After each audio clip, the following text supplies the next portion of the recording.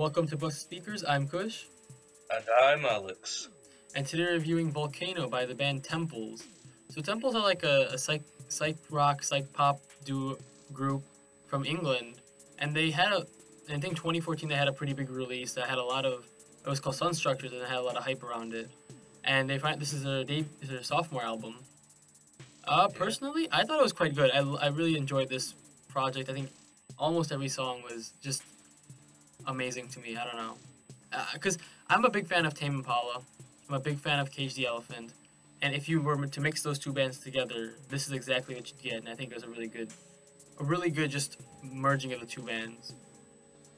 Yeah, I don't think I was as crazy about this one as you did, but I will say that I did like it. You said it was a mix between Tame Impala and Cage the Elephant. I haven't really listened to Cage the Elephant. I thought there were some Animal Collective, even some Flaming Lips, and even some MGMT influences on this one somehow.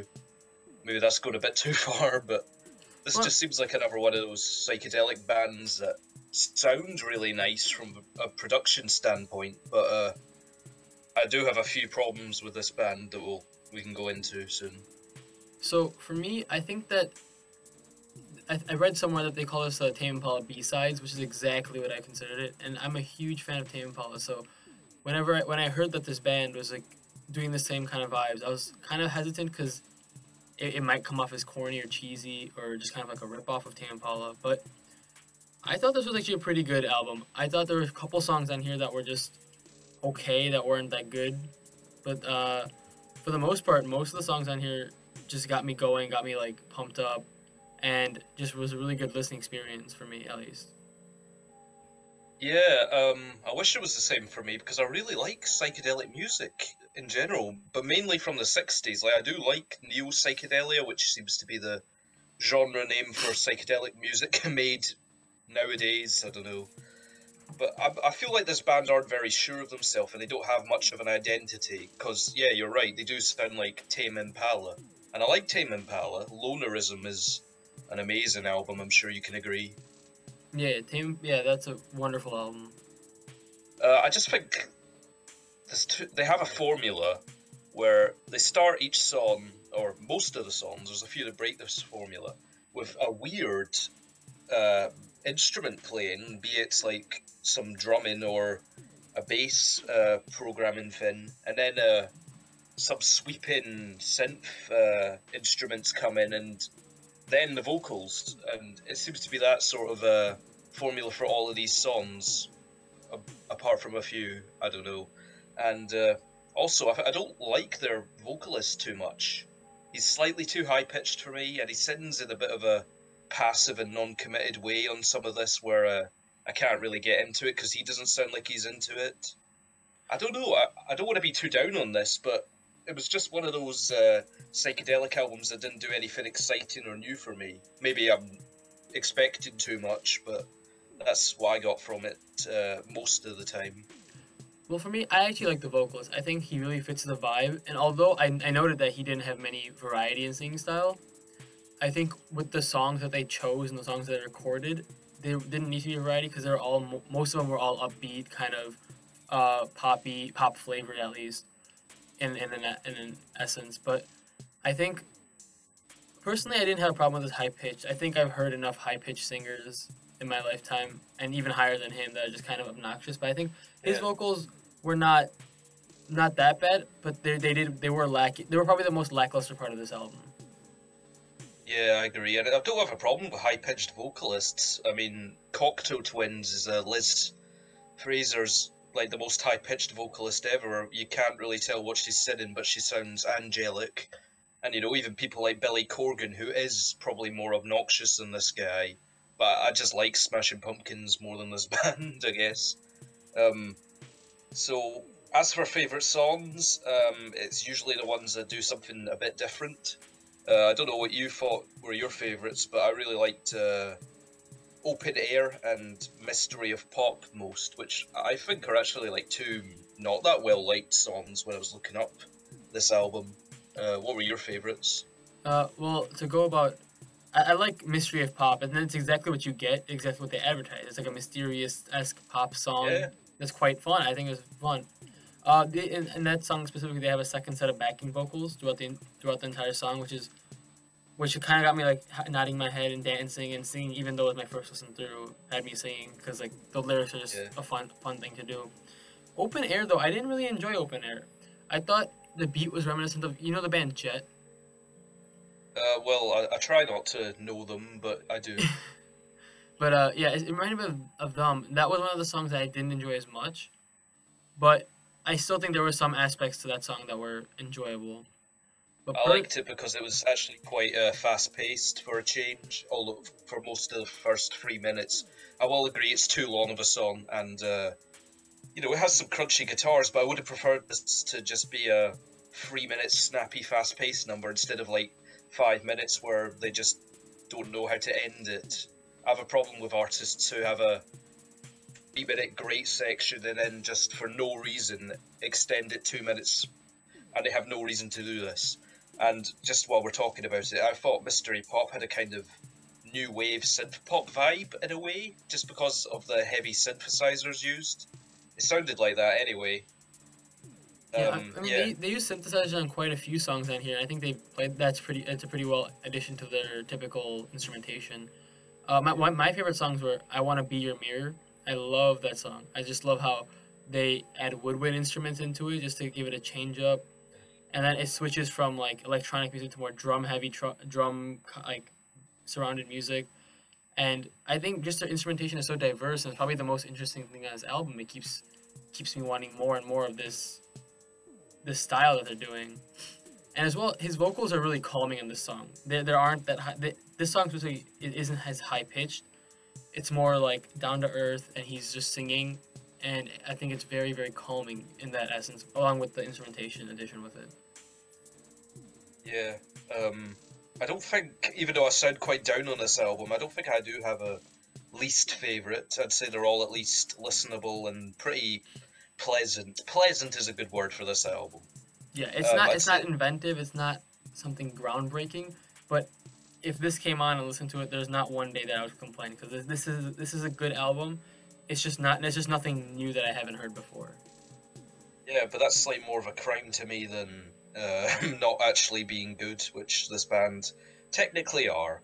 I just want to note one other song that I did actually really like, even though that's not doing anything special again, was the last song, Strange or Be Forgotten, which is more of a slower paced, reflective, not a ballad, but it was more slow paced. Yeah, Yeah. the very ending of that song is probably my favorite. They have this long fade out where there's just electronic beats coming in and coming out and cutting out, and I think the ending was just it's a really good way to like tie the album together. It cuts out or it closes really well, and Yeah. that the only problem with that song was that it was a bit repetitive for me, but I guess that's okay for a closing song because they want to leave a lasting impression. But there was just very minor flaws with this album that I found.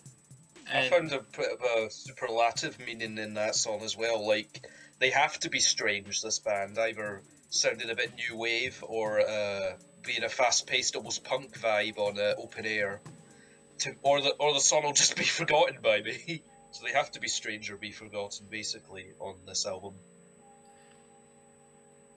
There's also one more song that I really liked was